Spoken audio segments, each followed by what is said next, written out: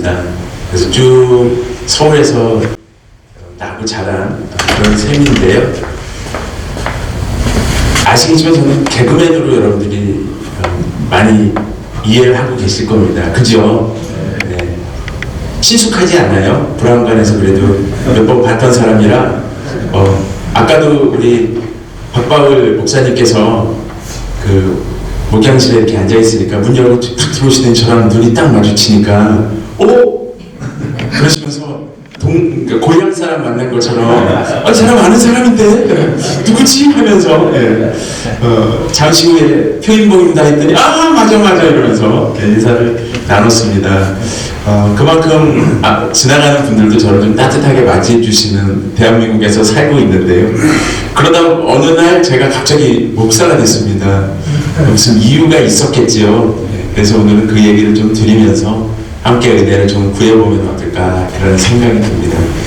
저는 사실은 그냥 목사가 된 건 아닌 것 같아요.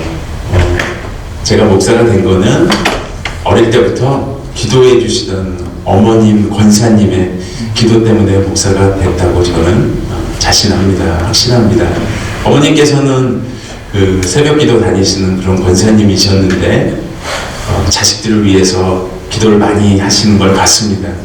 저희 어머님 제일 좋아하시는 그 찬양이 이렇게 고구마 줄거리 다듬고 뜨개질 하시면서 앉아서 창법도 좀 특이하게 이렇게 찬양 부르시는 모습 기억나는데, 이 찬양이 아마 여기 계시는 목사님들 최애 찬양 베스트 5에 꼭 들어갈 아마 레파토리 같은데, 이 찬양입니다. 384장. 무슨 일을 만나든지 만사형통하리라. 이어서 다같이 무슨 일을 만나든지 만사형통하리라. 할렐루야. 이보다 더 좋은 찬양이 없죠. 무슨 일을 만나든지 만사형통한다. 이야, 세상아 다 덤벼라. 그죠? 예. 무슨 뭐 광고 문구 같기도 한데, 예. 하여튼 어머니께서 이 찬양을 어릴 때부터 불러서 저도 귀에 못이 박히도록 들었던 찬양 같은데, 세상을 살아갈 때 일이 잘 풀리면 이 찬양이 생각이 났습니다. 그러면서 우리 엄마가 이 찬양 불러줘서 내가 만사형통하는 건가? 진짜 그런 생각을 많이 했던 것 같습니다. 중고등부에서는 착실한 교회 오빠로 지냈던 것 같아요. 고등부 회장도 했었던 것 같고. 그러다가 고삐가 풀린 게 대학교를 들어가게 됐습니다. 저는 원래 인문계에서 신문사 주간이나 방송사 PD가 되는 게 목표여서 그걸 공부했던 인문계 학생이었는데, 공부도 그럭저럭 잘했습니다. 상위 10%에 들었던 것 같은데, 왜 그 기억을 하냐면 아버님은 경찰 공무원이셨는데 장로님이 되셨습니다. 근데 저를 군인이 되는 걸 그렇게 원해서 육군사관학교 시험을 보라고 그냥 계속해서 종용을 했던 기억이 납니다. 심지어는 원서도 당신께서 직접 사갖고 와서 접수를 해가지고 학교장 추천서를 써달라고 했는데, 육군사관학교 시험 보려면 상위 10%만 들어야 그 학교장 추천서가 써지는 그게 있습니다.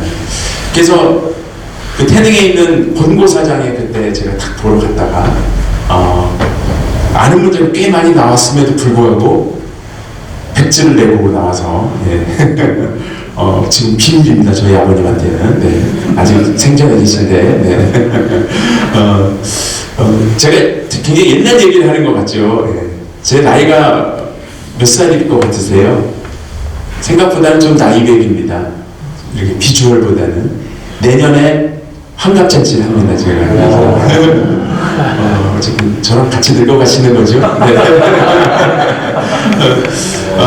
그렇게 해서 지내던 터에 전기 시험도 어떻게 다 낙방이 되고 후기도 낙방이 되고 재수를 또 했습니다. 남산에 있는 정의학원에 서울대반에 또 들어가서 열심히 했는데 또 이게 입시가 허락이 안 돼서 육군 영장이 나왔어요. 입대를 하라고. 군대는 가기 싫고 하던 차에 서울에 있는 77번 대흥운수라는 그 있지도 않아요. 다 거기 타서 집으로 들어가는 길인데 이제 내 인생은 어떻게 될 것인가 하면서 만원버스에서 딱 손잡이를 잡고 집으로 가는 시내버스 안에서 바로 앞에 보니까 어떤 여학생이 신문을 보고 있는데 서울예대 학교 이제 신문을 보고 이 학교가 있었지. 근데 그 당시에 텔레비전을 탁 틀면 영일레븐 젊은 행진이라는 프로에서 유명한 이제 그 젊은 가수들 딱 그러면 김형룡과 풍차들 그럼 가로 열고 서울예전 가로 닫고 개그맨 김명덕 그럼 가로 열고 서울예전 가로 닫고 웬간하게 재밌게 하는 분들은 다 서울예전 출신입니다. 저런 학교가 있었지 했는데 그 학교인 겁니다. 물어봤어요. 여학생은 이 학교 어디 있어요? 그랬더니 두 정거장 전에 있다는 겁니다. 그래서 다음 정거장에 내려서 세 정거장을 걸어 올라가서 원서를 사갖고 접수를 시켰습니다. 그게 이제 제 인생이 바뀌는 터닝 포인트가 됐는데 지금 생각하면 이런 생각이 듭니다. 내 인생에 대해서 가장 모르는 게 내 자신이구나. 내 인생에 대해서 잘 아는 분은 한 분밖에 없구나. 누구? 그렇습니다. 여기 계신 목사님들 다 아시잖아요. 우리 인생 진짜 당장 내일 어떤 일이 있을지 모르고 심지어는 오늘 이렇게 예배드리고 나가면서 교회 문지방 넘어가면 또 무슨 전화가 어떤 사람이 나를 기다리고 있을지 우리는 모르잖아요. 그렇게 이제 걸어가는 중에 저도 그런 날을 맞이를 한 겁니다. 그리고 여기 부처조과하고 접수했더니 점수 경쟁률이 몇십 대 1, 몇백 대 1 엄청난 학교인 거예요. 그리고 무슨 연기학원 이런 데는 1도 안 다녀봤는데 꿈 자체가 연기자가 아니었던 시절입니다. 그리고 그 학교에 들어갔는데 합격이 된 겁니다. 그러니 갑자기 고삐가 풀린 겁니다. 그렇게 교회 오빠로 자라던 젊은이가 갑자기 신세계가 열린 겁니다. 이쪽에서 막 뮤지컬하고 있고요. 저쪽에서는 영화를 찍고 있고 이쪽에서는 발레를 하고 있고 저쪽에서 가야금 듣고 있고 여기서는 막 판소리 하고 있고 여기서 오페라 하고 있고 뮤지컬 영화 페임같이 그런 공간으로 제가 들어간 겁니다. 완전히 제 시선이 하나님 바라보고 나름대로 그렇게 정진하던 데서 각도를 틀어서 제 인생의 비전이 갑자기 생긴 겁니다. 나 이렇게 되고 싶다. 나 이런 사람이 되고 싶다고 완전히 바뀌었습니다. 근데 너무 재미나고 신이 났습니다. 그리고 급기야는 집을 나왔습니다. 가출을 한 건 아니고요. 출가를 했다고 할까요? 학교에서 그냥 먹고 자는 겁니다. 시간이 아깝고 조명도 배우고 음향도 배우고 연기도 배우고 막 연극까지 들었거든요. 소문이 나서 학교에 있는 총장님이 학교에 있는 소품실 하나 빈 거를 저한테 내주면서 그냥 여기서 먹고 자면서 근로장학생식으로 네가 극장문도 따고 장보고 청소도 하고 대신 학비도 면제해줄게 이러면서 학교에서 아주 유명한 학생이 됐습니다. 먹고 자면서 그렇게 아주 신나게 예술을 배우면서 그냥 아주 명물로서 남산과 명동의 명물로 표인법 그러면 막 모르는 사람이 없을 정도로 그렇게 막 지내던 시절입니다. 그리고 군대를 갔다 와서 이제 복학을 했습니다. 그러면서 제 인생이 또 두 번째 터닝 포인트를 맞이하는데요. 딱 복학을 하는데 한 몇 달 이 복학 기간이 남아 있는데 학교에 올라가니까 고기수잖아요. 이제 군대 갔다 복학생 오빠니까. 그러니까 저보다 한 기수 두 기수 선배가 표인법으로 제대했냐? 네. 야 저쪽에 명동에 가면 엘칸토 예술 소극장이라고 있는데 한 100석 정도 되는 조그만 소극장이야. 근데 동작그만 2라는 작품을 한다? 그러니까 거기 가서 너 오디션 보면은 무조건 될 거니까 내가 얘기해 줄 테니까 가서 봐봐. 너처럼 이렇게 등발도 좀 있고 후배들 잘 괴롭힐 것 같은 그런 역을 찾아. 이러는 겁니다. 동작그만이라고 들어보신 적 있지 않아요? 네. 그 KBS 유머 1번지에서 내기 병장 나오고 곰팽이 그래갖고 이봉원 씨가 짝대기 하나 왜 말썽꾸러기로 나왔던 코너가 있었죠. 그 코너가 공정에 히트를 해서 연극 버전으로 나왔는데 그 버전에 이제 병장하고 상병은 캐스팅이 됐고 일병하고 짝대기 하나 이등병을 찾는 중이었는데 이제 제가 거기를 딱 갔습니다. 근데 지금은 제가 예수 만나서 조금 이렇게 귀염성도 있지요. 그때는 이렇게 막 우락부락한 느낌으로 옛날 사진 보면 등치도 컸고 막 그랬던 기억이 나서 누구 잘 괴롭힐 것 같은 캐릭터였나 봅니다. 딱 갔더니 연출자가 안녕하십니까? 오디션 보러 왔습니다. 표인봉입니다. 딱 했더니 그냥 바로 대본을 주면서 합격! 이러는 겁니다. 뭐 대사 읽어보라 그러더라고. 그래서 대사 안 읽어요 그랬더니 얘기 들어서 그러면서 목소리 톤 보니까 그냥 이 악역을 잘할 것 같아. 그래서 대본을 딱 줍니다. 그러면서 이등병이 아직 안 구해졌는데 학교 가서 혹시 이런 친구 있으면 좀 찾아봐 줄래요? 그래서 얼굴도 좀 하얗고 또 뭐 눈, 코, 입도 좀 어정쩡하게 이렇게 귀엽게 생겼으면서 중요한 건 그게 아니라 말대답 쫑쫑하면서 약간 싸가지 없어 보이는 그런 캐릭터 있으면 한 명 찾아오라는 겁니다. 그게 누가 있나? 근데 제가 복학해서 후배들을 잘 모르거든요. 한번 올라가 보겠습니다 하고 신명을 찾아야 되는 거예요. 올라갔습니다. 뭐 아는 사람이 있어야죠. 그리고 보니까 앞에 알짱알짱 왔다 갔다 하는 후배가 하나 보이는데 딱 보니까 귀엽게 생겼고 오정정하니 똘망똘망하니 근데 진짜 딱 보니까 좀 그렇게 말도 좀 안 들을 것 같고 말대답도 잘할 것 같고 그렇게 딱 찾는 역할인 것 같습니다. 그래서 보여주면서 후배님 이걸 좀 해볼래요? 동작구만 투라는 연극인데 이거 하면 좋을 것 같아요. 그랬더니 하겠다는 겁니다. 마침 자기는 휴학계를 내서 이제 시간이 좀 빈다는 겁니다. 잘 됐네. 그리고 이제 또 데리고 갔더니 연출자가 딱 보는 순간에 대사는 한 줄 해보라 그러더니 바로 합격! 그러는 겁니다. 딱 찾던 여기를. 그래서 둘이 저는 짝대기 2개의 1등병 그 짝대기 하나를 괴롭히는 역이고요. 괴롭힘을 받는 짝대기 하나 역의 주인공인 그 역을 그 후배가 하게 됐습니다. 그 후배가 누군지 아세요? 여러분도 아실만한 유명한 사람입니다. 딱 떠오르는 얼굴 없으니까 제가 설명해준 얼굴도 좀 하얗고 귀엽고 말대답 쫑쫑할 것 같으면서 신동엽입니다. 그리고 저랑 친하지도 않았던 그 후배를 그렇게 만나지게 됐습니다. 그리고 공연을 이제 석 달을 하게 되는데 제가 이 얘기를 왜 하냐면 제 인생을 제가 진짜 모르겠거든요. 왜 그렇게 가는지. 제가 소개하고 있는 이 후배도 아마 자기 인생이 왜 이렇게 걸어가고 있는지 모를 수 있습니다. 한 달 반쯤 공연을 했는데 분장을 지웠습니다. 이제 저녁 공연이 다 끝나고 막 지우고 있는데 콜드 크림으로 분장실 분이 똑똑 12분이더니 누가 쭉 들어오는데 신사 2분이 들어옵니다. 그러면서 저희 배우들한테 병장님하고 상병님은 됐고요. 네. 우리 1병님하고 2병님은 혹시 코미디 해볼 생각 없습니까? 이렇게 얘기를 합니다. 그 병장하고 상병님은 뭐 일단 나이가 많은 선배님이었고 저희 둘은 이제 그래도 파릇파릇한 그런 배역이었는데 거기 보니까 명함에 뭐라고 써있냐면 SBS 서울방송 PD 이렇게 써있는 겁니다. 오늘 이제 공연을 우연히 보러 갔는데 두 분이 가능성이 있을 것 같아서 한 달, 2달 후에 SBS라는 방송국 개국을 하는데 두 사람이 좀 와서 신인 개그맨을 했으면 좋겠다고 그럽니다. 근데 그때까지만 해도 우리 둘이 코미디언이나 개그맨 될 생각이 1도 없었던 두 사람입니다. 정말요. 저희들 둘 꿈이 그 당시에 뭐였냐면 영화 배우가 되는 거, 탤런트가 되는 거, 진짜로 그랬습니다. 그래서 그걸 이제 하고 있던 터에 갑자기 코미디언 하라 그러니까 저희가 저희는 그런 생각이 없는데 그거 하면 돈 많이 주나요? 이걸 물어보게 됩니다. 아무래도 그게 궁금하잖아요. 그랬더니 프로듀서가 반문을 합니다. 이거 연극해서 한 달에 얼마 벌어요? 하고 물어봅니다. 그때가 1990년 얘기입니다.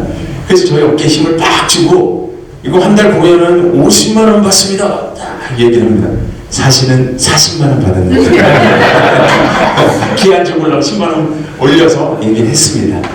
그랬더니 그 PD가 한다는 얘기가 그거 하루에도 그렇게 벌게 해줄 수 있는데 오세요. 두 분 가능성 있습니다 하고 얘기를 합니다. 둘이 그 두 사람이 간 뒤에 막 얘기를 합니다. 갈까 말까 하다 밑장을 본전이니 갑시다. 가보자 동엽아 그러면서 거기 갔습니다. 그 태양건설이라는 빌딩 8층에를 저희가 똑똑똑 하고 문을 여는 순간 저희들 인생이 이제 확 바뀌어서 그 게이트 안으로 또 들어가서 새로운 인생이 펼쳐집니다. 이렇게 나아가는 길들이 제가 기도했던 것도 아니고 제가 소망했던 일들도 아닌데 그렇게 나아가십니다. 그렇게 해서 거기까지 갔습니다. 근데 대학로 시절 신동엽 씨랑 이렇게 공연을 하던 시절 어떤 생활이 있었냐면 둘이 친해지게 됐습니다. 아무래도 같은 과 선후배니까요. 처음에는 일면식도 없었지만 둘이 그렇게 알게 되고 밤새 이제 예술을 논하고 소크라테스를 논하고 또 셰익스피어를 논하고 하면서 포장마차에서 술잔을 기울이고 밤이 새는 줄 모르게 그렇게 예술을 얘기하고 새벽 4시, 5시가 되면 이제 졸리니까 저는 집이 이제 잠실이었습니다. 대학로랑 가까운 데는 어디냐면 정릉은 참 가깝습니다. 동엽 씨 집이 정릉이에요. 그럼 한참을 거기를 걸어서 새벽에 갑니다. 그리고 집에 탁 들어가려면 이렇게 성경책을 탁 끼고 신동엽 씨 집에서 이렇게 나오는 동엽 씨 어머님과 마주칩니다. 어머님 권사님 어디 가시겠어요? 새벽 4시 반에 새벽 기도 가시는. 저희는 이제 술 먹고 자러 들어가고 엄마는 새벽 기도라고 이제 바로 딱 마주치는 거예요. 집 앞에서 항상 거기서 마주쳐요. 저희도 참 규칙적인 생활을 했습니다. 이렇게 마주쳐서 들어가면 어머님이 어여들 들어가서 빨리 자요 하고 가시는데 그 모습이 그렇게 눈에 선합니다. 그렇게 하다가 방송국에 이렇게 들어가게 됐는데 동엽 씨 얘기 들어보면 어머님도 무슨 일을 만나든지 만사형통하라고 자식을 위해서 기도하던 그런 권사님이었던 거죠. 저도 그런 권사님의 아들이었던 거죠. 그렇게 SBS 들어가게 됐는데 갑자기 신동엽 씨가 이런 스타덤에 들어가자마자 그냥 불과 한두 달 안에 그냥 갑자기 유행어를 하나 만들어냅니다. 제가 여기 앉아도 되시렵니까? 안녕하시렵니까? 하늘 땅, 별 땅, 각계별 땅 뭐 이러면서 기억나실 거예요. 그것도 본인 코너가 아니라 선배님들을 위해서 그 방송국에서 만들어준 코너였는데 그 선배님들이 재밌게 못 살리니까 갑자기 PD가 잠깐만 선배들은 다 아웃. 어저께 그 청국장 집에서 재미있게 여자 꼬시는 얘기 했던 그 신인 하나 있었지. 얼굴 이렇게 그 말대가 쫑쫑하게 생긴 그 친구 데리고 와. 거기 녹화장에서 갑자기 연습도 안 하고 어저께 했던 거 있지 청국장 집에서 이 대본 없이 그냥 즉흥으로 그냥 여기 2명을 한번 꼬셔봐. 자 카메라 감독은 기탁입니다. 자 레디 큐 하면서 한 겁니다.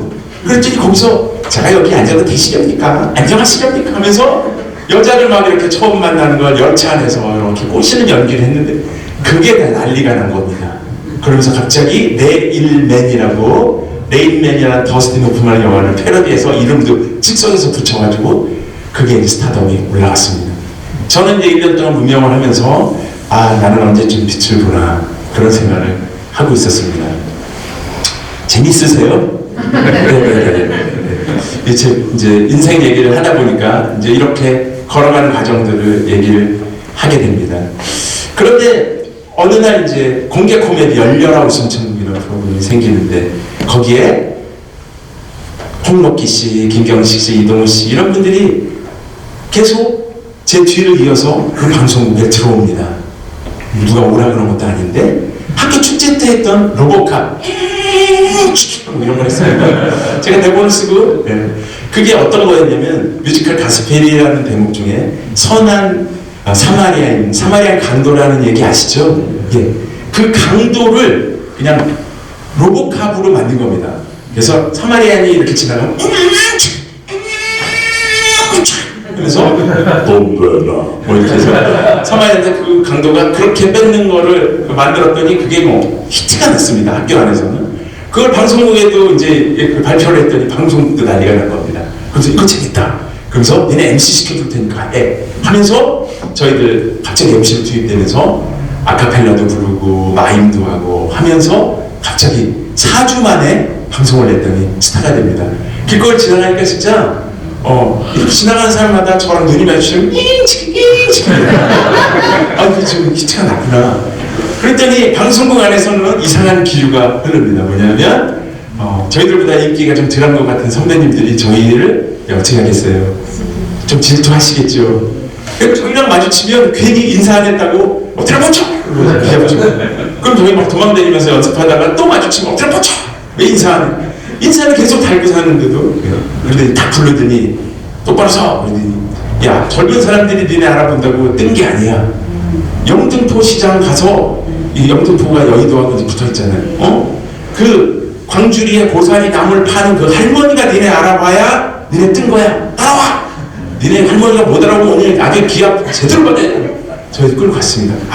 진짜 끌려가면서 좀 이거 큰일 났다. 오늘 기합 아주 되게 받겠네. 이러고 딱 갔습니다. 광주리에 있는 이제 할머니 앞에 딱 세웠는데 광주리 할머니가 쭉 여러 명 계신데 한 할머니한테 할머니가 그 선배님 보시고 코미디언 오셨네. 누구라고 말씀은 안 드릴게요. 얘네들 알아요? 그러니까 할머니가 딱 보더니 이 친구들 알아. 이응치기가 아니에요. 할머니가 보신 모양입니다. 야, 너무 기분이 진짜 좋아가지고 방송국으로 다시 들어왔는데 저희들이 또 기합을 받았을까요? 안 받았을까요? 더 많이 받았습니다. 이거 뭐 답정너 그냥 정해져서 알아봐도 기합 받고 그렇게 저희들 나아가는 중인데 이 얘기를 왜 하냐면 갑자기 인생에 속도가 붙습니다. 여기 계신 우리 목사님들도 오늘 2024년 12월 2일 오늘 여러분들 여기 계신 목사님들 인생의 속도는 몇 킬로미터입니까? 몇 킬로로 가고 계시냐 물어보면 답이 다 다릅니다. 어떤 분들은 코로나 이전에는 뭐 교회도 그럭저럭 잘 되고 해서 시속 그래도 한 7, 80은 났던 것 같은데 코로나 지나고 나더니 20, 30에 시속이 안 납니다. 이런 분도 계실 거고 또 봄까지는 건강이 좋아서 시속 그래도 7, 80 났는데 가을 들어서 병원 갔더니 뭐 좀 안 좋은 게 생겼다 그래서 지금 시속이 한 5에서 10분이 안 나는 것 같아요. 이런 분도 계실 거고 또 어떤 분은 작년까지는 시속이 20, 30분이 안 났는데 갑자기 좋은 후원자가 생기셔서 저 같은 경우는 올해 들어와서는 시속 그래도 7, 80 나갑니다. 이런 분도 한 100 놉니다 하는 분도 계실 거고 내년에는 한 200 놓을 것 같다는 그런 소망이 있습니다. 이런 분도 계실 거고 다양하시잖아요. 할렐루야. 아멘. 제가 시속이 갑자기 300이 나는 겁니다. 그러니까 무슨 얘기냐면 갑자기 제 의도랑 다르게 저는 원래 그런 소망을 안 갖고 있었지 않습니까? 그냥 신문사 주간이나 방송사 PD가 되는 게 목표여서 그렇게 교회 다니면서 소망을 갖고 있었는데 갑자기 제 의지랑 다르게 다른 쪽으로 속도가 납니다. 갑자기 전화가 와서 프로그램을 하라고 합니다. 임성훈 선배님하고 솔로몬의 선택 기억나세요? 네, 그것도 몇 년 동안 고정 패널을 하면서 시청률이 3, 40이 나갑니다. 또 기분 좋은 밤이라고 이영자 씨, 신동엽 씨, 박수홍 씨 이런 분들이랑 MC를 같이 보면서 그것도 시청률이 3, 40이 나갑니다. 한성계 정원아 씨랑 좋은 아침도 그렇습니다. 그냥 가만히 있는데도 막 시속이 계속 납니다. 그러면서 계속 생각하는 게 어머님이 어릴 때 무슨 일을 만나든지 만사형을 통한다는 그 가사가 자꾸 생각이 나서 하나님이 그냥 엄마 기도로 복 주시나? 왜냐하면요 제가 어떻게 교회를 다니고 있었냐면 제가 다니던 출석교회가 저희 아버님 다니는 아버님이 장로님인 저희 아버님 좀 호랭이 장로님인데 이쪽에 항상 앉으셨어요. 요 앞에요. 그러면 미니 크지 않은 교회인데 미니 2층이 있습니다. 그러면 제가 어디 앉냐면 대각선으로 저쪽에 앉습니다. 왜 저쪽에 앉냐면 아시는 분은 웃으시겠지만 토요일 새벽 3, 4시까지 방송국 분들이랑 또 대학로에서 동료들이랑 술자리하고 토요일 밤이 그렇게 3, 4시가 되면 잠깐 눈을 붙이고 준비해가지고 교회를 가는 겁니다. 왜? 안 가면 우리 장로님 호적에서 다 지울까봐. 네. 그래서 여기 앉지도 못하고 또 찬양 나오면 입 벌려 크게 부르지도 못하고 허밍으로 부릅니다. 허밍으로. 왠지는 아시잖아요. 그리고 어디 앉냐면 저 대각선 저기 앉습니다. 왜냐하면 예전에 이렇게 예배 시작하려면 여기 타종 있잖아요. 띵! 다 같이 목도하심으로 예배 시작하겠습니다. 하잖아요. 띵! 하시면 저희 아버님 장로님이 이렇게 저를 왜 보실까요? 왔나 안 왔나 맞습니다. 그럼 저는 어떻게 할까요? 아빠 왔어 하고 말을 못하고 그러면 저를 확인하시고 예배에 집중하십니다.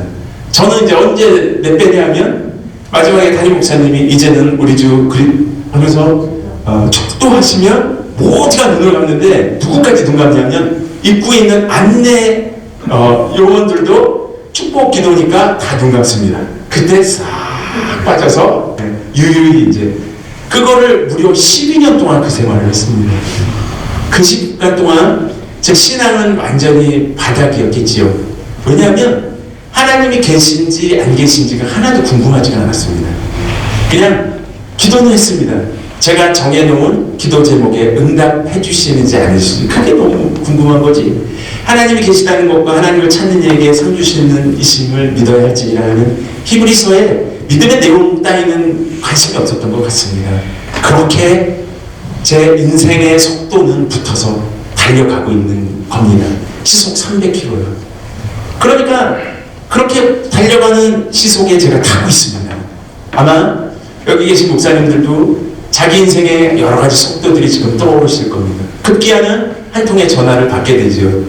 이수만 선배님 누군지 아시잖아요. SM 엔터테인먼트에서 전화를 합니다. 와서 자회사 사장을 좀 하면 안 되겠어? 하고 직원이 아니라요. SM 아트 컴퍼니라는 회사의 사장을 저한테 맡깁니다.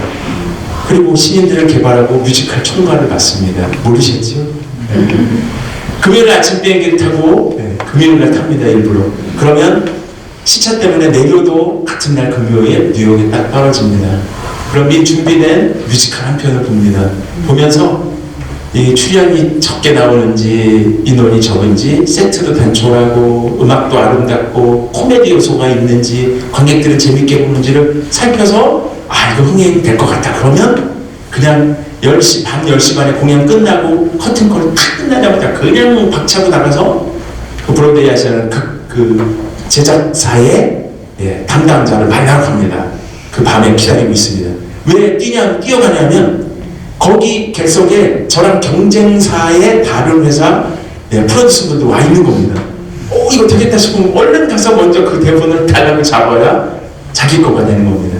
그럼 계약서를 그냥 즉시로 써서 그 다음날 아침 비행기를 타고 바로 또 한국으로 와서 한국말로 번역시키고 극장 잡고 유명한 셀럽과 뮤지컬 배우 또 연예인들을 캐스팅하고 또 파이낸싱을 이끌고 여러 가지들을 해가지고 그 공연을 올리는 그런 것들을 1년에 10여 개 작품을 하고 또 대학로에는 총 객석이 1000석 이상이 되는 그런 극장들 무려 4개를 운영하면서 12년을 지낸 겁니다.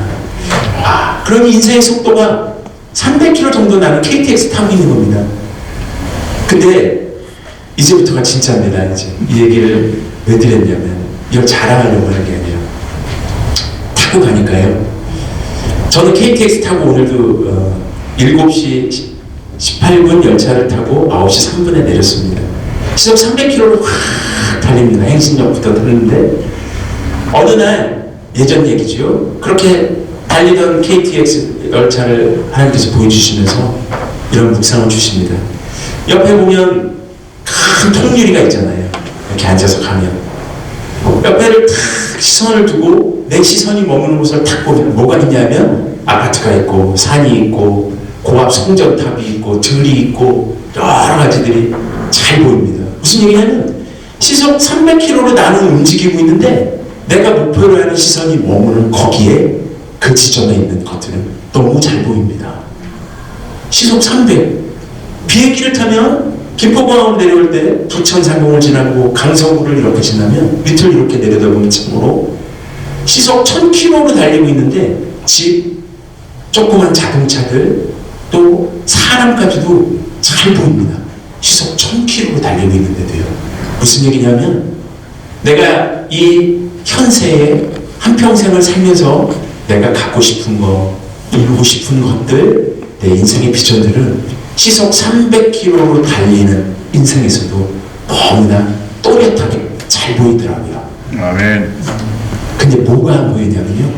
KTX를 타면 다 타보셨겠지만 KTX 지근거리에 있는 전봇대, 가로수, 빌딩, 사람 이런 것들은 열차가 그 속도로 지나가면 수금 뭐 있는 거는 같은데 느낌은 나는데 안 보입니다. 볼 수가 없습니다.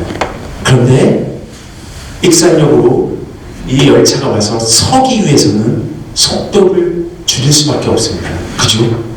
그러려면 달리던 열차가 시속을 100km, 50km, 10km, 5, 4, 3, 2, 스쿵 그렇게 속도를 줄여 가던 길을 가다가 멈추어 설 때 제 옆에 서 계신 하나님을 발견했습니다. 아멘. 아멘.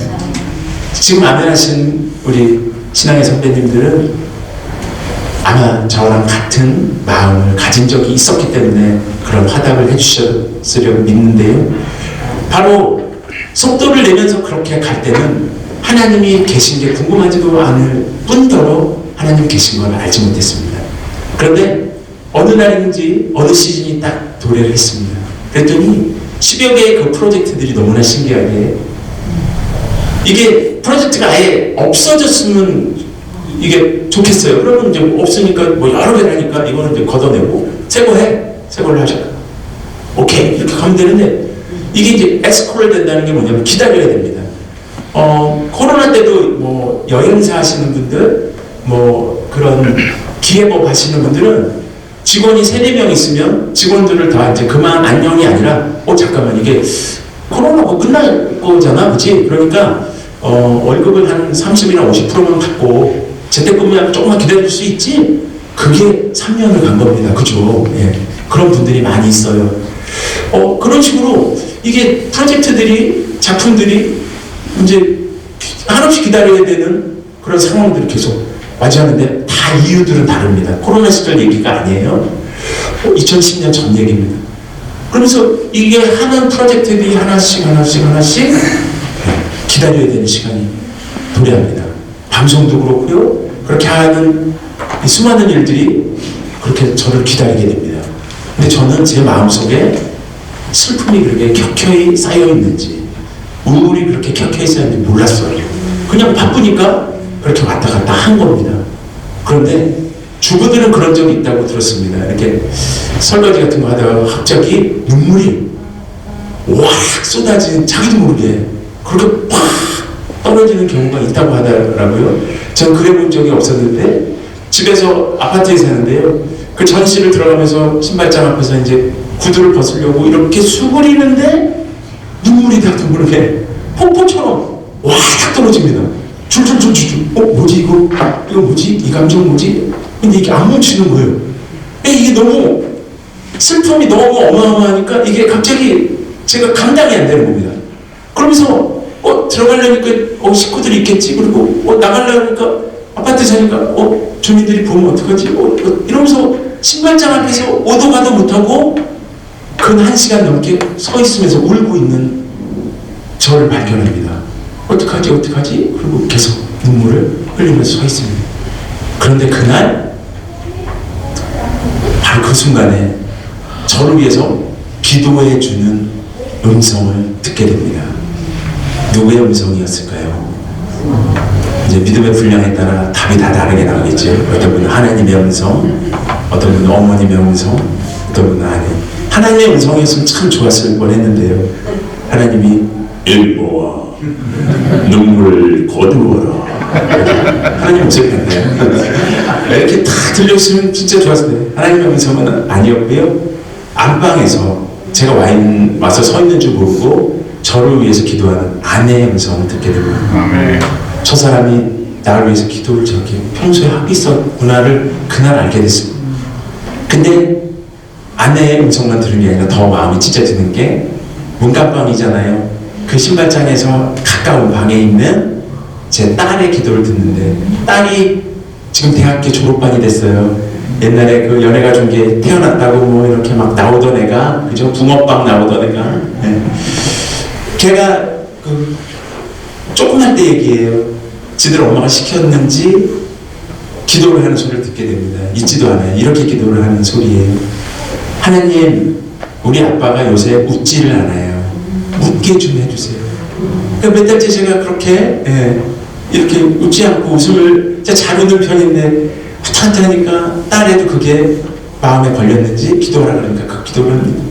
그러면서 식구한테 내가 이런 슬픔을 주는 존재였나 하는 마음으로 오도 가도 못하고 그렇게 있습니다. 그 주에 또 2층 모서리에 앉아서 아빠한테 이렇게 했습니다. 그리고 설교를 들었는데 그 설교 한 편이 저를 뒤집어 놓습니다. 그 설교가 바로 로마서 8장 26절인데요.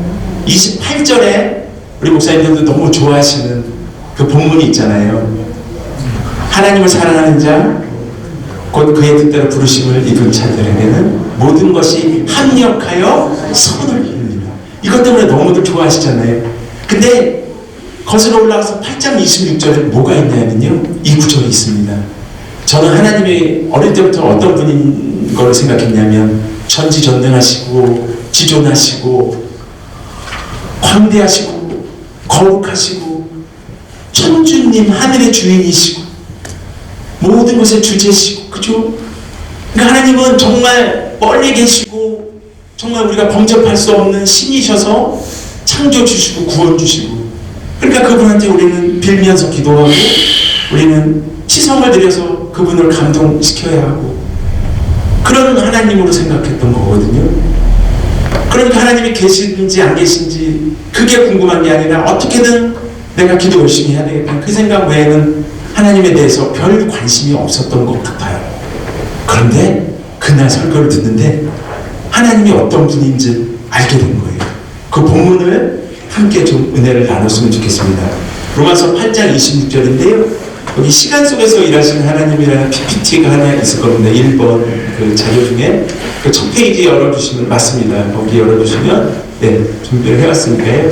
그거 한번 열어주시면 좋겠습니다. 네, 함께 합독 다 같이 읽으시면 좋겠습니다. 시작. 이와 같이 성령도 우리의 연약함을 도우시나니 우리가 마땅히 구할 바를 알지 못하나 오직 성령이 말할 수 없는 탄식으로 우리를 위하여 친히 간구하시느니라. 라는 본문을 잠깐 놔둬주시고요. 이미 뭐 목사님들이시니까 이 본문이 어떤 건지 잘 아시겠지만, 그래도 제가 오늘 간증을 하는 자리니까 제 나름대로 주석을 한번 해보겠습니다. 우리 목사님들 방에는 주석책이 그래도 시리즈별로 몇 개는 갖고 계시잖아요. 이거 표인봉 주석입니다. 예. 이와 같이 하나님께서도 표인봉이가 너무나 연약한 걸, 너무나 약해 빠진 걸 잘 아셔서 돕고 싶어 하십니다. 그래서 표인봉이가 무엇을 기도해야 될지도 몰라서 그렇게 신발장 앞에서 1시간이고 2시간이고 서서 눈물만 뚝뚝 흘리고 오도가도 하지 못하고 있을 그때에 오직 하나님께서 말할 수 없이 가슴 아파하시며 탄식하시며 표인봉이를 위해서 친히 뭐 하시느니라? 간구하시느니라. 간절히 구하시느니라. 아멘. 간절히 기도하시느니라. 아멘. 아멘. 아멘. 영어 성경엔 이 노란 글씨 간구하시느니라가 인터세션이라는 단어로 되어 있는데, 중보자의 입장에서 기도하시느니라. 아멘. 저는 정말 소스라치게 깜짝 놀라면서 뒤집어졌습니다. 뭐냐면요, 저는 하나님이 우리 성도의, 우리 크리스찬들의 기도를 들으시는 분인 줄로만 알았어요.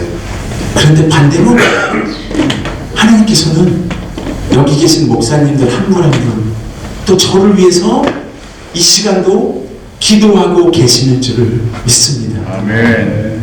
하나님이 열심을 내시는 줄을 이제 알게 된 거예요. 저는 하나님이 기도를 받으시는 분, 접수만 하시고 그 기도를 해결해 주시는 그런 분인 줄로 나이 마흔이 먹도록 모르고 그렇게 지냈는데, 천만의 말씀 만만의 콩떡이더라고요. 하나님이 우리보다 훨씬 더 오랫동안 더 많이 기도하시더라고요. 저 그거 알게 됐어요. 할렐루야. 아멘. 그러니까 우리가 기도하고 찬양하고 성경 봉독하고 헌신하고 선교나가고 수많은 그 일들이 합력하여 선을 이루시는 줄 믿습니다. 근데 플러스 지혜가 없어서 엎으러졌던 일, 또 마음이 연약해서 실수했던 일, 또 마음이 강팍해서 주변 사람들한테 상처 줬던 여러 가지 말들과 일들, 이 모든 경험과 추억들도 함께 사용하셔서 합력하여 선을 이루신 줄을 믿습니다. 아멘. 진짜 그러시더라고요. 그래서 우리를 이루어 가시는 줄을 믿습니다. 그날 이후로 하나님이 어떤 분인지를 알게 되는데요. 그 시점에 이 본문과 함께 저에게 특별한 일이 일어납니다. IT에 큰 지진이 났어요. 오늘 이 자리에도 이동열 선교사님이 이쪽 어디죠? 부안 쪽인가요? 어디에 뭐 선교센터 그 일을 하신다고 저한테 식사 교제하면서 추천해 주셔서 여기를 사실 오게 된 거거든요. 근데 그 당시에 교회를 옮겨서 출석을 하는 기회가 있었는데 거기에 누가 다니고 있었냐면 탤런트 김원희 씨가 다니고 있었어요. 누군지 아시죠? 네, 대한민국 최고의 미녀 탤런트. 그때까지 봤습니다.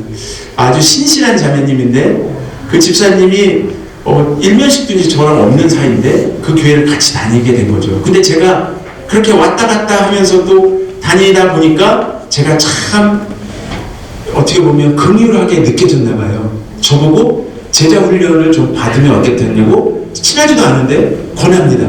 근데 제가 뭐라고 했는지 아십니까? 저는 아버님도 장로님이고 저희 할아버지도 장로님이세요.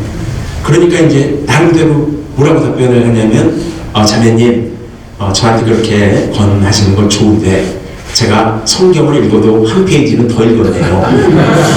그러지 마시고 자매님 잘 훈련 받으세요 하고 기도하겠습니다. 네. 항상 그 마무리 좋은 멘트 있잖아요. 기도하겠습니다. 네.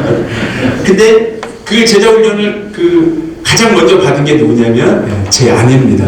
제 아내는 불교 집안에서 태어나서 불교는 왜 이렇게 절에다가 시주를 많이 하면 보살님이라고 부르더라고요. 저희 장모님이 절에 아주 시주 많이 하시는 그런 보살님이셨어요. 그 집안의 11남매 막내로 태어났습니다. 제가 막내 사위로 거길 들어간 거예요. 네. 근데 저랑 연애가 시작이 되니까 저희 아버님이 우리 집에 시집 오려면 세례를 받아야 되는데 했더니 바로 그날부로 교회에 등록을 하더라고요. 예.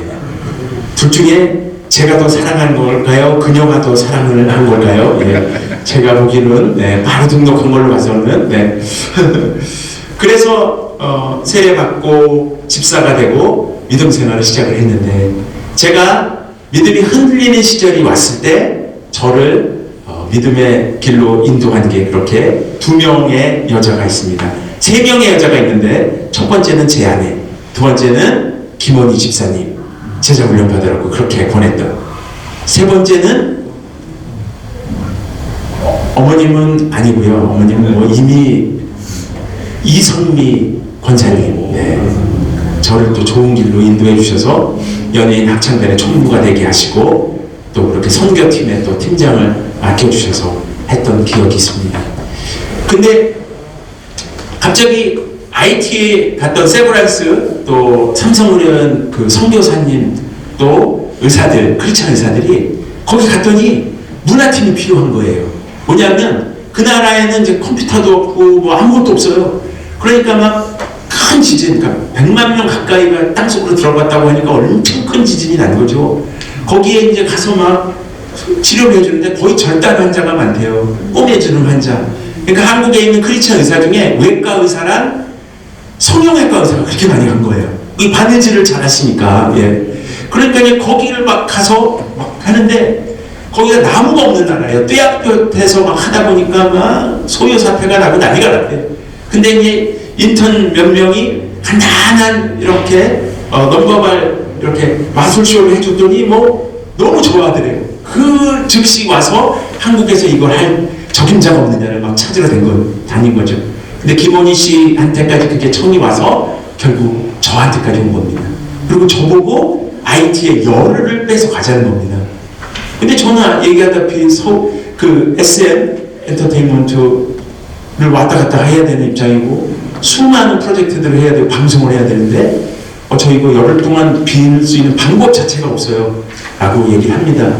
그랬더니 그 김원희 씨랑 그 날아온 박한태 선교사님이라는 분이 기도를 세게 하셨나 봐요. 진짜 방송이 스토크라 그래서 추석 때나 설날 때만 스토크를 하거든요.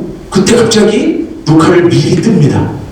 그래서 PD가 김원희 씨가 부탁을 했더니 제가 부탁한 것도 아니에요. 출연도 안 한 김원희 씨가 부탁을 해서 방송이 이렇게 정리가 돼가지고 가게 됩니다. 열흘이. 제 프로젝트는 또 제가 조절할 수 있는 것이 할 수가 있었고요. 그리고 거기를 김용만 씨 아시죠? 국민 MC. 그때 김원희 씨, 김용만 씨, 저 같이 거기를 넘어갔습니다. 그리고 그 땅의 모습을 보여주시는데 그 긍휼함과 그 은혜와 이런 거 진짜 한없이 부어주시더라고요. 그리고 IT에 열흘 있다가 왔는데 정말 밥 먹을 생각도 잘 안 나고 일할 생각도 안 나고 그냥 하나님 생각만 같이 하게 되는 그런 시간이 옵니다. 그 시간에 바로 주셨던 본문이 저 본문인 거죠. 하나님께서 저를 그렇게 뒤집어 놓으시면서 하나님께서 마음의 음성으로 얘야 내가 네 아빠란다 라는 마음을 주십니다. 아멘. 아멘. 저는 하나님이 아빠인 줄 몰랐어요. 교회에서 그냥 습관적으로 하나님 아버지 이렇게 불러서 그냥 교회에서 사용하는 용어로만 생각했어요. 주여 삼창하고 기도하겠습니다. 그러면 이 주여가 그냥 교회에서 어쨌든 사용하는 용어잖아요. 근데 그게 아니라 하나님을 내 마음으로 그렇게 부를 때 우리가 반대편에 그 존재가 된다는 걸 알게 됐어요. 하나님을 아빠라고 부를 때 우리는 뭐가 됩니까? 아들이 되는 거죠. 맞습니다. 아멘. 아들이 되고 딸이 되고 그 순간 자녀가 되는 거잖아요. 그걸 나이 마흔이 넘도록 주일학교 때 유치부 때부터 지났는데 그걸 진짜 몰랐어요. 주여라고 부르는 순간에 그 순간에 내가 종이 된다는 걸 몰랐고요. 아멘. 예수 나의 왕이여 하나님께 이렇게 불러드릴 때 내가 백성이 되고 내가 신하가 된다는 걸 몰랐어요. 그냥 불렀던 저였던 거죠. 그런데 저 로마서 8장 26절을 던져주시면서 내가 너를 위해서 지금 기도한단다. 네가 한 번 기도하면 내가 2번 기도하고 네가 10번 기도하면 나 너를 위해서 100번 기도해. 아멘.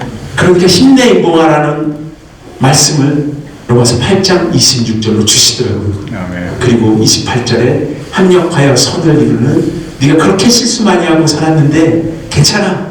그것 때문에 네가 이제 더 잘 갈 수 있는 거야 라는 마음을 주십니다. 아멘. 아멘. 그래서 예전에는 그렇게 SM 엔터테인먼트 프로듀서, SM 아트 컴퍼니 대표, 또 개그맨, 그리고 병원에서 저한테 명함도 박아줬었습니다. 병원에서 근무했던 적도 있습니다. 모르세요? 아실 줄 알았는데 유명한 병원이 순풍산부인과 그 인기 있었잖아요. 그 프로그램이죠. 네. 오지명 원장님, 네. 남자 간호사로 그 무슨 일본에는 그 사설도 났었어요. 한국에 남자 간호사는 있다 이런 사설이 났었어요. 많은 분들이 아니 남자 간호사가 어디 있어 코미디야 코미디 했더니 실제로 남자 간호사 숫자가 적지 실제로 있다는 거를 그 당시 간호사협회에서 표창도 주고 그랬었거든요. 간호사를 이렇게 홍보한다고 해서 하여튼 그런 인생의 시간에서 하나님께서 갑자기 저를 가던 길을 가다가 멈추어 서서 방향을 바꿔서 하나님을 다시 비로소 붙잡게 하는 시간으로 저를 이끄셨습니다. 아멘. 아멘. 이게 성경의 원리고 신앙의 섭리더라고요. 그러니까 우리가 방향을 바꾸려면 가던 길을 가다가 일단 멈추어 서야 되더라고요. 아멘. 서야 하나님 뜻이 보이고 하나님 은혜의 방향이 보여서 그때서야 하나님께 주파수를 맞출 수가 있다고요. 아멘. 그래서 방향 선교단이라는 선교단을 만들게 됐습니다.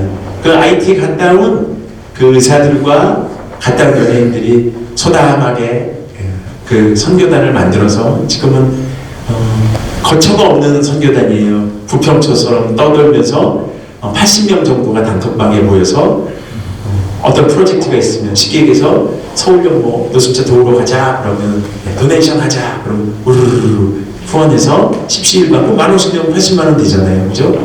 그럼 떡 해가지고 와서 고아원 가자 그러면 후루룩 해서 어떤 또 한 분은 내가 한 100만 원 낼게. 그러면 또 그거 가지고 가서 아이들 뭐 신발 사주고 탁 나눠주고 오고, 또 교도소 가자 그러면 무조건 가고, 또 어디 미자립 교회에 마을 잔치가 필요하다면 삼계탕 100인분 해가지고 노래방 계기 싫고 가가지고 김용만 씨가 MC 보고 막 노래하고, 김원희 씨도 하고, 최강희 씨는 와서 그 유명한 영화 배우인데 부채춤 있잖아요. 예. 춥고 4명 장애인분 4명 앉혀놓고 30명이 춤을 춰서 그런 기억이. 그 장호원에 있는 그 장애인 시설을 갔습니다. 거기도 목사님, 휠체어 타는 목사님 계셨는데 이름을 FOR 포포 콘서트라고 쳤어요. 이름 예쁘잖아요. 포포 콘서트. 4명을 위한 콘서트. 그 프랑카드를 인쇄해서 붙였어요. 그 4명 이렇게 앉혀놓고, 저희 30명이 막 부채춤 연습해가지고 추고 하는데, 그날 그렇게 은혜가 임하더라고요. 그러니까 이게 얼마나 대단한 일이에요. 그러니까 그것도 연습해서 가가지고 준비해서 거기다가 짜장차를 또 불렀어요. 그 사랑의 봉사 짜장차. 그래서 마을 주민들 다 오라 그래가지고 짜장면 다 먹고 가라서 이렇게 해서, 그런 게 전도잖아요. 그러니까 그런 식의 선교단을 맡겨주셨는데, 그러니까 저는 이제 지역교회 대교회 사역은 못하고 이제 이렇게 순회 사역 같은 걸 많이 하게 돼서, 어떻게 보면 저한테는 이런 선교 단체에 맡겨주신 게 너무 감사해서 그렇게 지내고 있습니다. 뭐 필요하신 뭐 만약에 저희 단체에 어떤 그런 게 있으면, 영향이 있으면, 또 저희가 할 수 있는 여력이 있으면 하면 좋을 것 같고요. 반대로 저희 단체 도와주실 수 있는 분이 있으면 또 연락 주셔서 도와주셔도 좋을 것 같고요.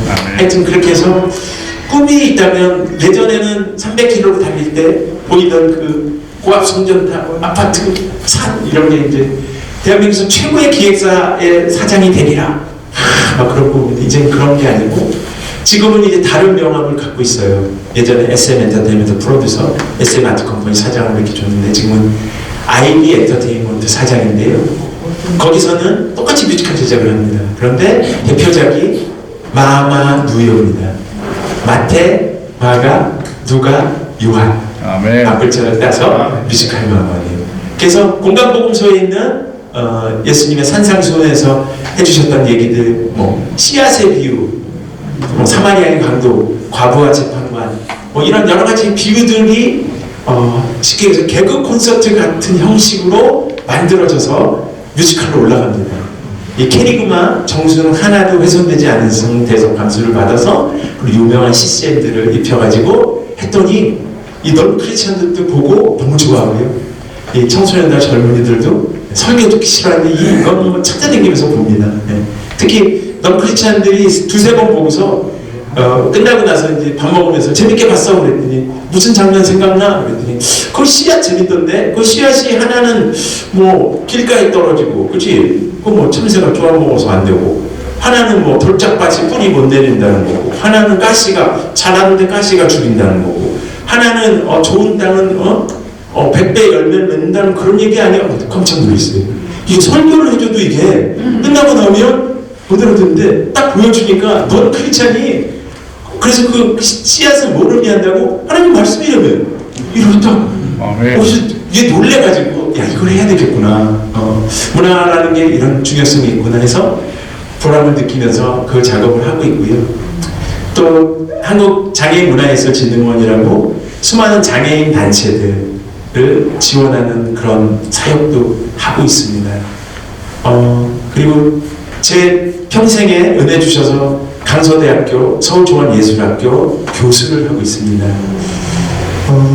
어머니께서는 소천하셔서 지금 이 교수가 된 제 모습을 보진 못하고 계시겠지만 하늘나라에서 보시면 참 기뻐하시겠지요. 아멘. 목사가 된 모습도 보지 못하셨습니다. 어쨌든 저는 이 길을 갈 때 예전에 300km 달릴 때 어떤 날 기쁜 날이 있었습니다. 속도가 나니까요. 근데 그때 그 세상이 주던 평안은 오래가지 못했고 제 마음에 큰 평안을 주지 못했습니다. 근데 이제는 어떻게 보면 그때만큼 화려하지 않을 수 있으나 하지만 순간순간마다는 엄청난 불꽃을 내면서 엄청나게 하나님의 향기를 피워내면서 큰 평안을 주는 그런 시간을 제가 살고 있습니다. 아멘. 그래서 성경에도 보면 그런 얘기가 있지 않습니까? 세상이 주는 평안은 하나님 주는 평안을 이길 수 없다는 그런 내용이 있지 않습니까?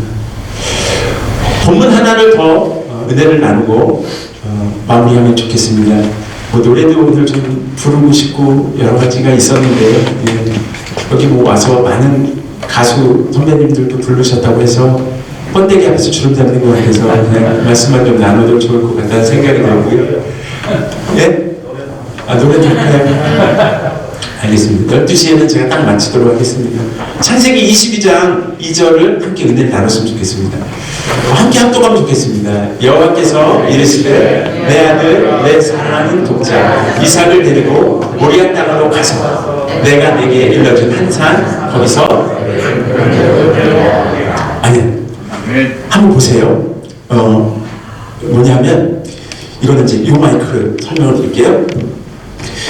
이제 신앙생활을 그렇게 해서 은혜 받고서 하는 와중에 제가 이제 가고 있는데 어떨 때는 그런 마음이 드는 거예요. 하나님, 저 이제 옛날이랑 다른 인봉이에요. 저 이제 하나님만 바라보고 있고 오로지 하루 종일 하나님 위해서 시간 다 써요. 하나님 제 시간 진짜 없어요. 하나님 진짜 저 신실하게 되려고 너무 노력해요. 부족하지만 근데 하나님 왜 저는 몸 아파요? 왜 하나님 저는 왜 물질적으로 결핍이 있어요? 왜 하나님 저 관계에 결핍이 있어요? 왜 이렇게 돼요? 막 그런 불평이 나오더라고요. 은혜를 받으니까. 받기 전에 그런 게 없었어요. 근데 하나님께서 이 본문을 통해서 또 저에게 은혜를 주십니다. 뭐냐면요. 퀴즈를 하나 드릴게요. 믿음의 조상 아브라함이 있잖아요. 믿음의 조상 아브라함은 뭐 그런 노래가 주일학교에서 불렀던 기억이 나는데 그 자식을 바치라고 했을 때 순종했기 때문에 그렇게 믿음의 조상이 된 거잖아요. 오늘의 퀴즈 하나 드립니다. 이 모리아산이 이렇게 있어요.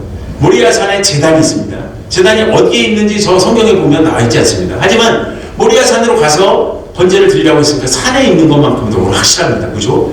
뭐 칠부 능선에 있을지 산 중턱에 있을지 기슭에 있을지 알 수는 없지만 모리아산에 있는 건 맞습니다. 오늘의 퀴즈는 뭐냐면 아들을 바치려고 손을 번쩍 드는 순간에 하나님께서 어떻게 하시냐면 바쳐라 이러지 않고 아브라함아 아브라함 멈춰 세우시고 저쪽 보면 대신에 숫양 한 마리가 있으니까 그걸로 바쳐. 좋았어 아브라함 너의 믿음 최고 이렇게 하나님 칭찬해 주시잖아요. 오늘의 퀴즈는 뭐냐면 그 숫양은 언제 거기에 와 있었을까요? 성경책이 없습니다. 그냥 우리 믿음의 분량대로 한번 생각을 해보자는 거예요. 어느 날 저 본문을 통해서 저한테 그 광경을 보여주시면서 제가 펑펑 울게 만드셨는데 제가 그렇게 불평하던 날 기도할 때 하나님께서 그 광경을 모리아산의 광경을 보여주시면서 은혜를 주십니다. 어떤 분은 믿음의 분량대로니까 앞으로 순종하는 순간 그죠? 가라! 그랬더니 탁 거기서 떠나서 출발하는 순간에 수량을 딱 준비해 주신 거죠. 정답일 수 있습니다. 그죠? 성경에 없지만 우리 한번 생각을 해보자는 거예요. 또 다른 의견이 있으십니까? 칼로 막 죽이려는 순간에 그래, 손을 드는 순간에 딱 하나님께서 탁 그 젓가락 없었는데 합리적인 정답일 수 있죠. 항상. 네? 항상 추상적이고 좀 어렵긴 한데 어떤 분은 비슷한 대답이 태초에 이런 태초에 하나님 빛이 있어 저희한테 수갑다 그것도 정답일 수는 있겠죠. 근데 그날 기도할 때 하나님께서 어떤 광경을 보여주셨냐면 들어보세요. 한번 광경을 생각해 보세요. 모리아산이 있습니다. 모리아산 이쪽 편으로 아브라함이 이삭과 함께 올라갑니다. 번제단을 향해서 뭐 조금 빠르게 올라갈 때도 있고 힘들면 조금 쉬었다가 또 느리게 올라갈 때도 있고 이렇게 올라가는 거예요. 번제단을 향해서. 근데요 아브라함만 못 보는 거예요. 반대편 산 기슭에 수비 한 마리가 올라오고 있어요. 아브라함하고 아주 똑같은 속도로 아브라함이 빨리 걸어가면 빨리 올라가고 쓰면 같이 쓰고 아멘. 느리게 올라가면서 같이 올라가는 거예요. 그러면서 아브라함이 마지막 순종의 손을 들 때 수단이 거기 도착하는 겁니다. 할렐루야. 아멘. 저한테 하나님께서 이 광경을 보여주시면서 조금 더 가라, 조금 더 순종해라. 아멘. 성경을 읽어보니까요 다 그 얘기더라고요. 하나님께서 알려주시고 그 길 걷게 하시고 순종의 길 가게 하시면 그 사람 만나게 하시고, 하나님 저 말 주변 없어요, 그러니까 저 시키지 마세요, 괜찮아, 너가 순종하면 수량 한 마리가 와, 그 수량 이름이 아론이야. 아멘. 저 동역자 필요해요, 근데 지금 아닌 것 같아요, 괜찮아, 바울아 순종해서 가면 수량 한 마리가 와, 걔가 바나바야, 이러면서 가는 게 다 얘기더라고요. 모든 얘기가 다 그거더라고요. 아멘. 우리가 어떻게 보면 우리 생각으로 재단해서 그 수량을 만나지 못하는 거지, 어느 날 하나님께 그렇게 부르짖며 기도했더니 그렇게 하나님께서 응답을 해주시더라고요. 그러면서 시편을 읽어봐라, 시편의 반은 나를 원망하고 탄원하는 탄원시잖니, 그때는 다 나를 놓쳐서 하나님 없는 것 같아요, 왜 원수는 잘 되고 나만 이래요, 다른 목사님은 큰 목회하는 것 같은데 나만 이래요, 다른 선교단은 잘 되는 것 같은데 우리 선교단은 왜 이래요, 제 기도가 그랬으니까요. 그런데 하나님께서는 아니, 이제 다윗도 그렇게 탄원하다 어느 순간 순종으로 감사하고 기뻐할 때 다시 그렇게 내가 그를 붙잡는다라고 얘기해 준 줄로 믿습니다. 아멘. 이제 정말 말씀을 마무리해야 될 것 같습니다. 오늘 정말 은혜가 넘치는 시간인데요, 이제 곧 크리스마스가 옵니다. 그러면 우리가 자주 인용하는 설교 구절이 바로 이 마태복음 1장 23절입니다. 보라, 처녀가 잉태하여 아들을 낳을 것이요 그의 이름은 임마누엘이라 하리라 하셨으니 이를 번역한즉 하나님이 우리와 함께 계시다 함이라. 아멘. 너무 좋죠? 뭐 어쨌든 괜찮습니다. 어려움이 있고 우리가 그런 부침이 있지만 우리 이제 옆에 계시는 거 믿잖아요, 우리는. 그러니까 하나님이 어떤 역전 드라마를 쓰시는 거를 기대하면서 갈 수 있으니까요. 그런데 함께 소개하고 싶은 구절이 함께 또 있습니다. 뭐냐면요, 이사야 9장 6절 7절인데 한번 들어보세요. 예수님 오시기 아주 오래전에 이사야라는 선지자가 오셨잖아요. 이때는 그냥 예언만 하시는 건데 뭐라고 하냐면 예수님을 설명하는 거예요. 이는 한 아기가 우리에게 낳고 한 아들을 우리에게 주신 바 되었는데 그의 어깨에는 정사를 메었고 그의 이름은 기묘자라 모사라 전능하신 하나님이라 영존하신 아버지라 평강의 왕이라 할 것이라. 하나님, 예수님 올 건데 어떤 분이냐면 세상 만사는 다 그분이 다 알아서 할 거고, 그는 정말 기묘하신 분이고 정말 지혜로우신 분이고 전능하신 하나님 그 자체고 우리 아버지다, 평강의 왕이다, 이렇게 얘기합니다. 그 다음이 중요해요. 7절, 그 정사와 평강의 더함이 무궁하며 또 다윗의 왕자와 그의 나라에 군림하여 그 나라를 굳게 세우고 지금 이후로 영원히 정의와 공의로 그것을 보존하실 것이라. 그리고 여기 뭐라고 써있냐면 만군의 여호와의 열심히 이를 이루리라. 아멘.